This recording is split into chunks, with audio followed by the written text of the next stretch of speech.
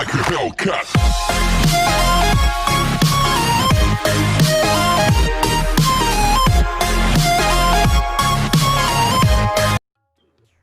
चलो भी question number 3 से स्टार्ट करते हैं अपने।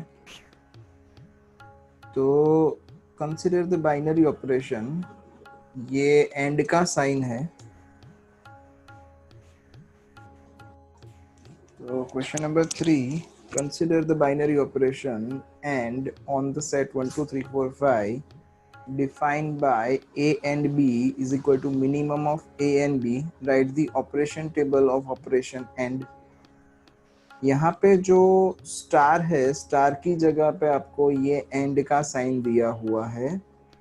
एंड हम लोग एंड को कैसे डिफाइन करेंगे? तो a and b is equal to minimum of that two number, that is equals to a and b। अब इसका ऑपरेशन टेबल बनाना है, कैसे? तो वेरी सिंपल, देखो यहाँ पे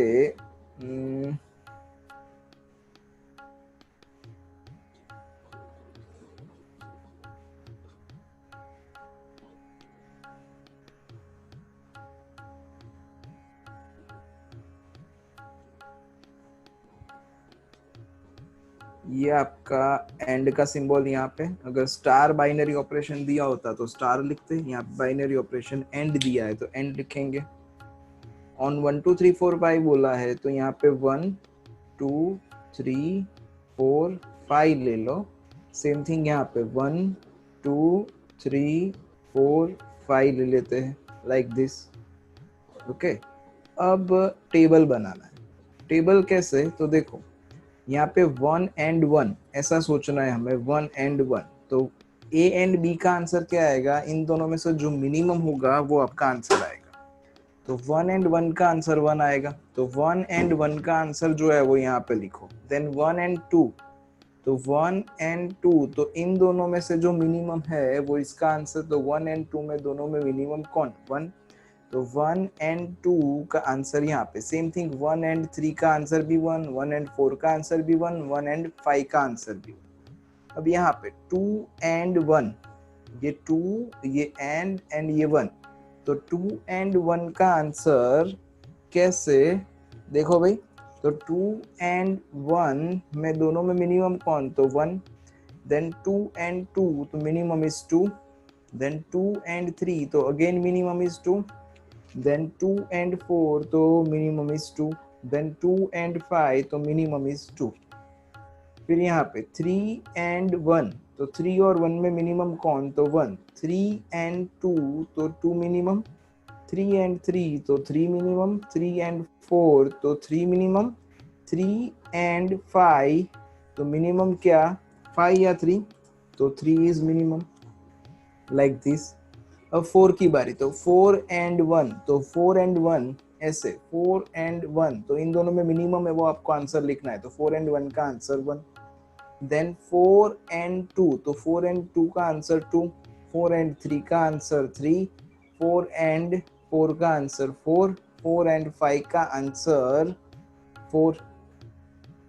ओके, अब ये 5 की बारी, तो 5 and 1 का आंसर 1। 5 and 2 का आंसर 2। 5 and 3 का आंसर 3। 5 and 4 का आंसर 4। 5 and 5 का answer 5, like this. Question extend करके पूछा जा सकता है। क्या एक्सटेंड करके पूछा जा सकता है? आपको ऐसा पूछा जाएगा कि ये टेबल के ऊपर से आइडेंटिटी एलिमेंट ढूंढो।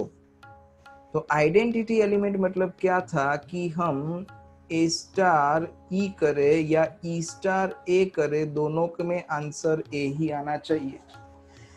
जैसे कि 1 is an identity element for multiplication, मतलब इसके साथ कोई भी नंबर आप मल्टीप्लाई कर दो, या तो 1 को किसी भी नंबर के साथ मल्टीप्लाई कर दो, आपको दोनों केस में वही का वही आंसर वापिस मिलेगा। That's why 1 is identity element for the multiplication. अब सेम थिंग अगर एडिशन के बारे में सोचेंगे तो 0 is the addition additive identity, क्योंकि 0 में हम कुछ ऐड कर रहे या 0 को हम किसी में ऐड कर रहे, दोनों का आंसर जो था वही का वही वापिस आने वाला है। ओके, तो यहाँ पे ऐसा कोई एलिमेंट दिखता है कि जिसमें आप उसके साथ एंड वाली प्रॉपर्टी अप्लाई करो तो आपको वही का वही आंसर वापिस मिला। देखो तो भाई क्वेश्चन समझो फिर से। यहाँ पे 1 सपोज करते अपने तो 1 एंड 1 तो आपको आंसर 1 मिला। फिर 1 एंड 2 का आंसर 2 होना चाहिए, पर हमारे पास यहाँ पे 1 एंड 2 का आंसर 2 नहीं आ रहा है, हमारा आंसर 1 आ रहा है।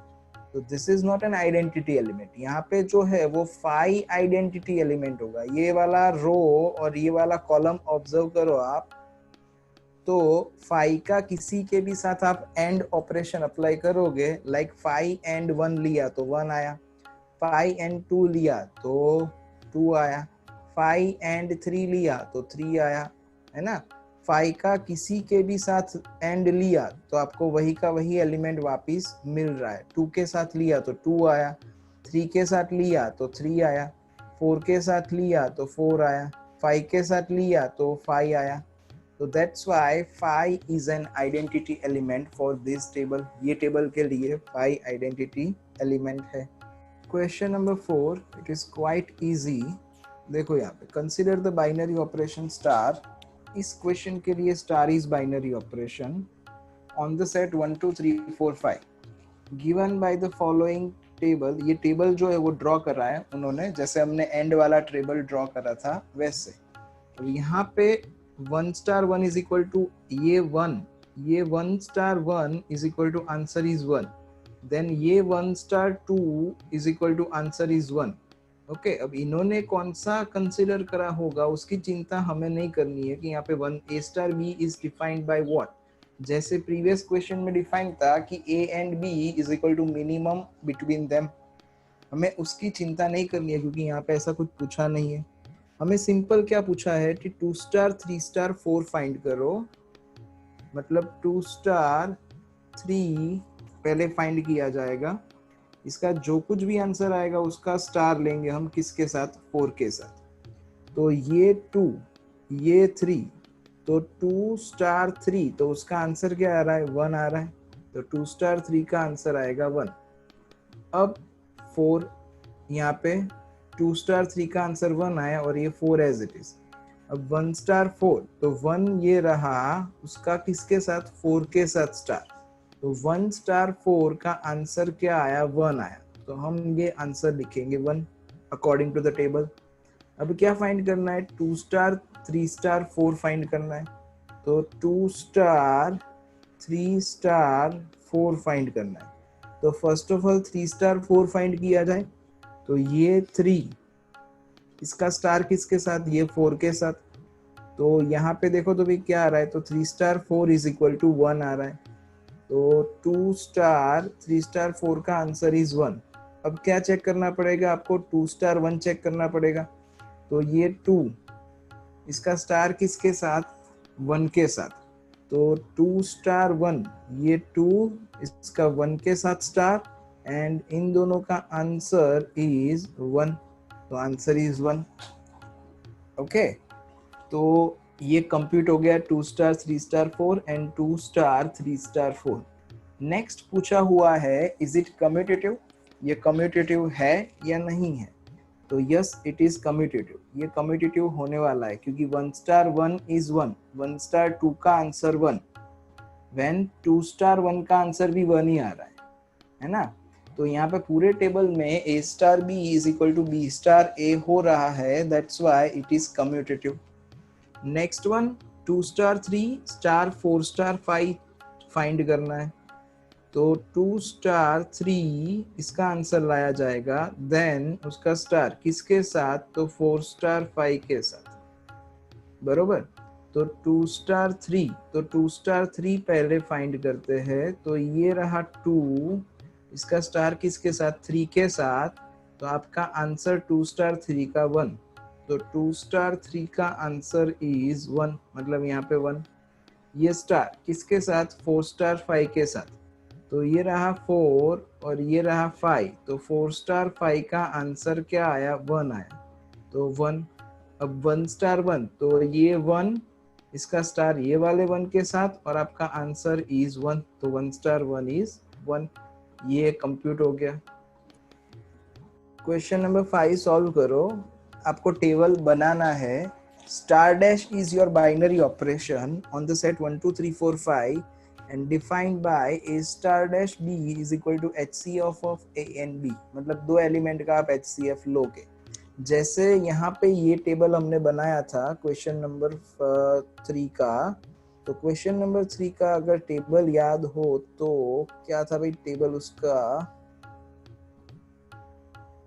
ऐसा कुछ था। तो यहाँ पे टेबल बनाते वक्त हमने क्या लिया? इन दोनों का मिनिमम। अब इसमें क्या लोगे आप? तो इन दोनों का HCF 1 star dash 1, that means 1 and 1 का HCF, देन 1 and 2 का, देन 1 and 3 का। चलो ट्राई करो तो, सॉल्व करो तो। क्वेश्चन नंबर 6, क्वेश्चन नंबर 6 में क्या बोला है भाई? Let star B the binary operation on n given by a star b is equal to LCM of a and b। तो यहाँ पे सिंपल है, LCM लेना है HCF की जगह पे। ओके, तो लेट्स डू दैट।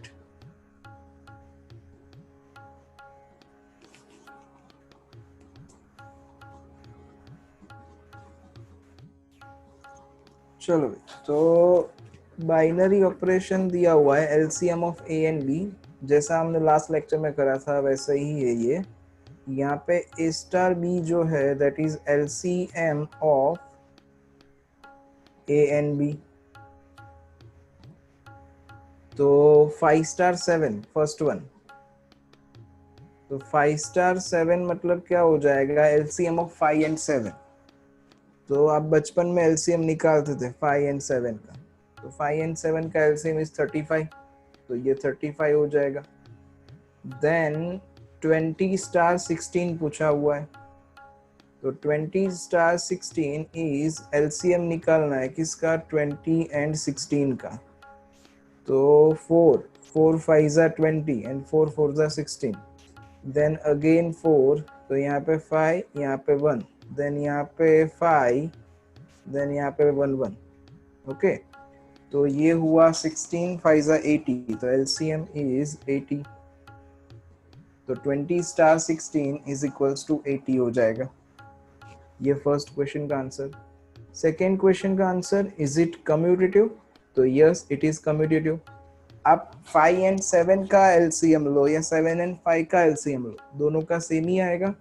तो here A star B is equal to B star A, we can say that therefore it is commutative। ये commutative है। Okay, next is associative। तो associative चेक करना है। Binary operation is on n। associative के लिए क्या था? 2 3 4 ले लेते हैं।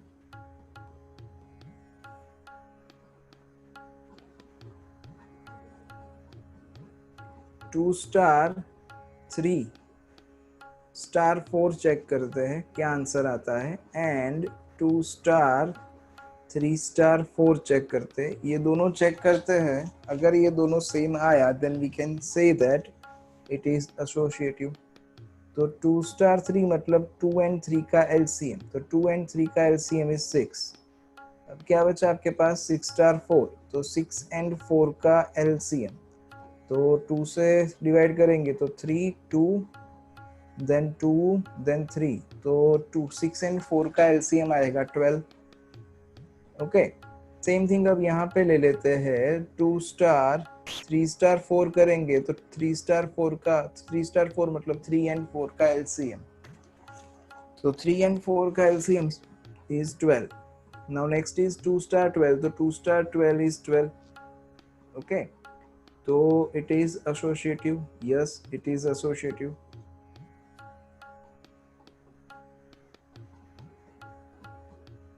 next question is find the identity in the n।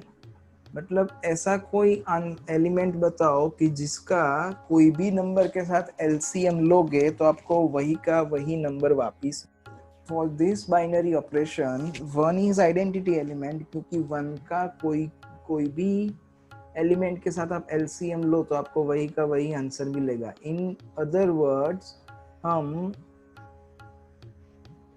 1 star ए करेंगे तो आंसर ए आएगा, ए स्टार 1 करेंगे तो भी आंसर ए आएगा। तो therefore 1 is identity. Always 1 he identity होगा ऐसा जरूरी नहीं है, कुछ ऐसा केस बन सकता है जिसमें 2 आइडेंटिटी आता हो, जिसमें 4 आइडेंटिटी आता हो। इन शॉर्ट आइडेंटिटी एलिमेंट मतलब क्या कि आप उस एलिमेंट के साथ कोई भी वैल्यू का स्टार लोगे तो आपको जो वैल्यू के साथ स्टार लिया था वही का वही वैल्यू वापस मिलना चाहिए। जैसे यहाँ पे 1 के साथ हम ए का स्टार ले रहे तो मुझे ए मिलना चाहिए, यहाँ पे ए के साथ 1 का स्टार ले रहे तो भी ए मिलना चाहिए। That's why 1 is identity element in this case.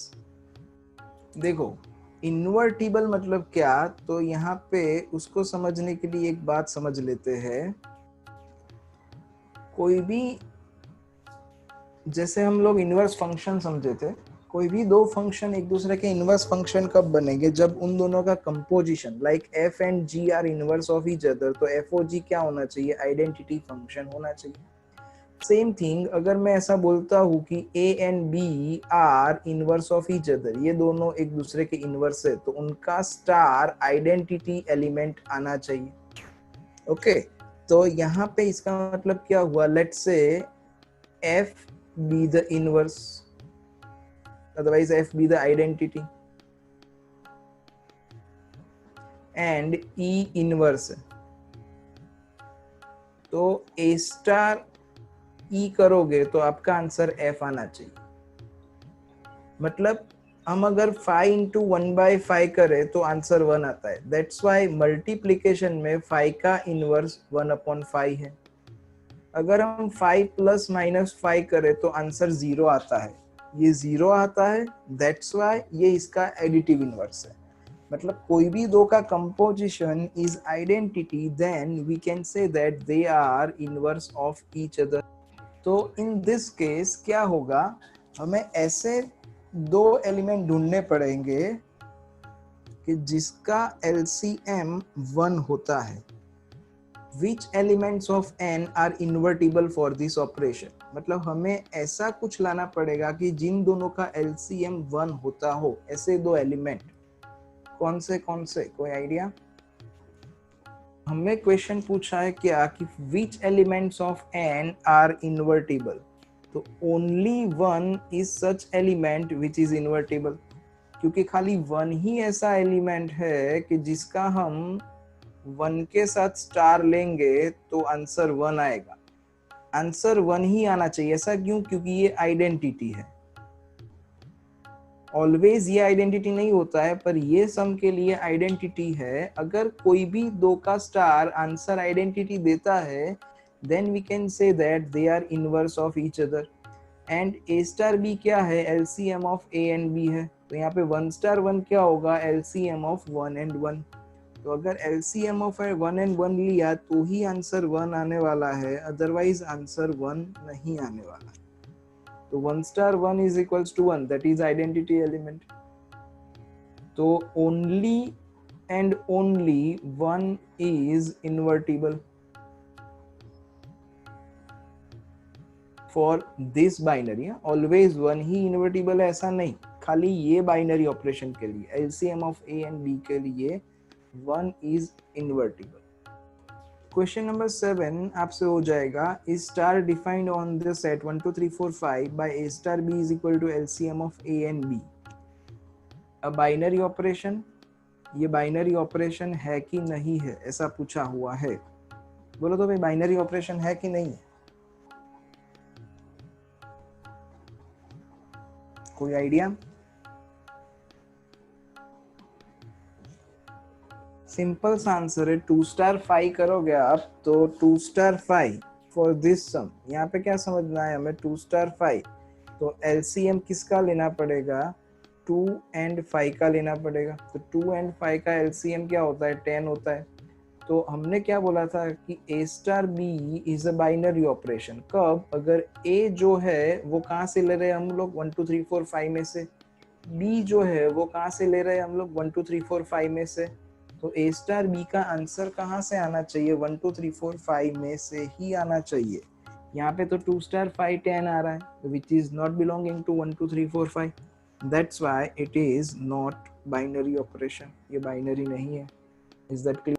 Question number 8 आपसे हो जाएगा HCF of A and B. ऊपर एक सम हमने करा HCF वाला, इज इट कम्यूटेटिव? तो यस इट इज कम्यूटेटिव। आप 2 एंड 3 का HCF निकालो कि 3 एंड 2 का HCF निकालो, दोनों का आंसर तो वन ही आता है ना? तो it is commutative. Is it associative? तो एसोसिएटिव आप चेक कर सकते हो। कैसे चेक करना है आप लोगों को पता है, commutative associative. Does identity exist? Identity मतलब क्या था कि कोई भी दो को आप ऐसे कोई दो आंसर, मतलब मैं A स्टार B करूंगा और आंसर A आना चाहिए, तो मैं B को आइडेंटिटी बोल सकता हूँ। ऐसा नहीं कि खाली A स्टार B करो तो ही A आना चाहिए, मतलब C स्टार B करो तो आंसर C आना चाहिए, तो ही हम B को आइडेंटिटी बोल सकते हैं। ये हर एक केस में ट्रू होना चाहिए।